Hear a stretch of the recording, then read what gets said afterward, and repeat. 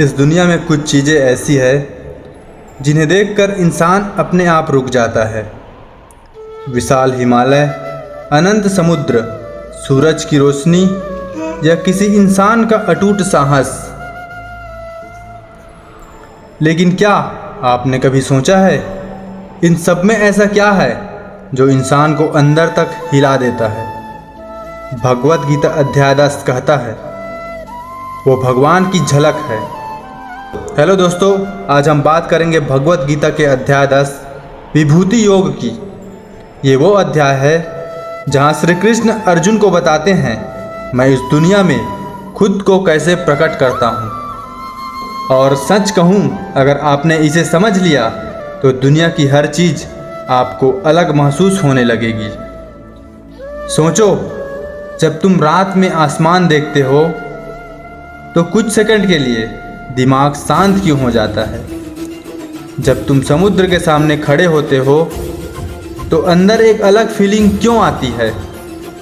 क्योंकि इंसान का दिल हमेशा किसी बड़ी शक्ति को महसूस करना चाहता है और शायद इसीलिए इंसान भगवान को खोजता है।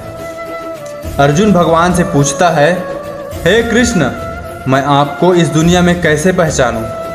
और इसके बाद श्री कृष्ण ऐसी बातें बताते हैं जो अर्जुन को भी चौंका देती है।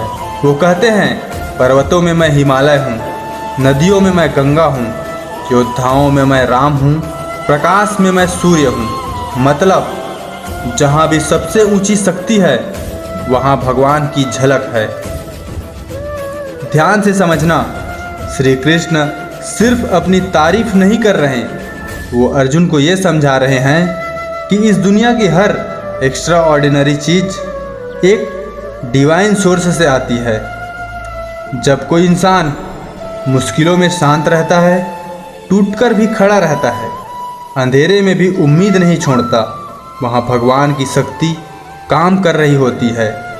शायद इसीलिए कुछ लोगों के पास बैठकर मन शांत हो जाता है, क्योंकि हर इंसान सिर्फ शरीर नहीं होता। कुछ लोग अपने अंदर एक अलग प्रकाश लेकर चलते हैं।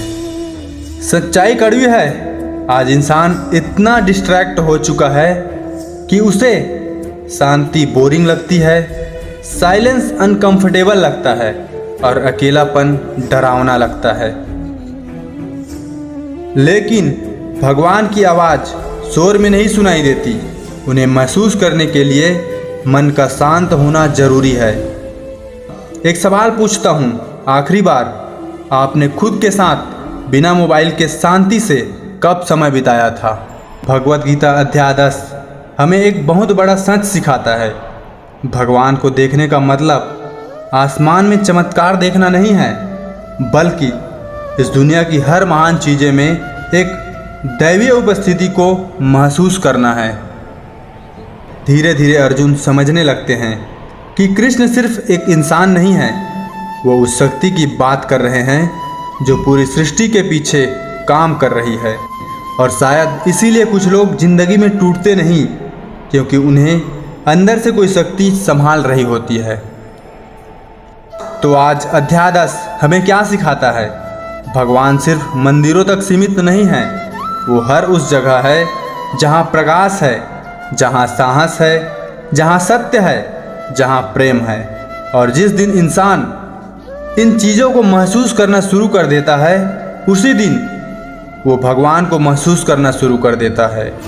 अब आप मुझे कमेंट में बताओ, आपको ज़िंदगी में सबसे ज़्यादा दिव्य अनुभूति कब महसूस हुई थी? भगवान दिखाई कम देते हैं, लेकिन महसूस हर जगह होते हैं। राधे राधे।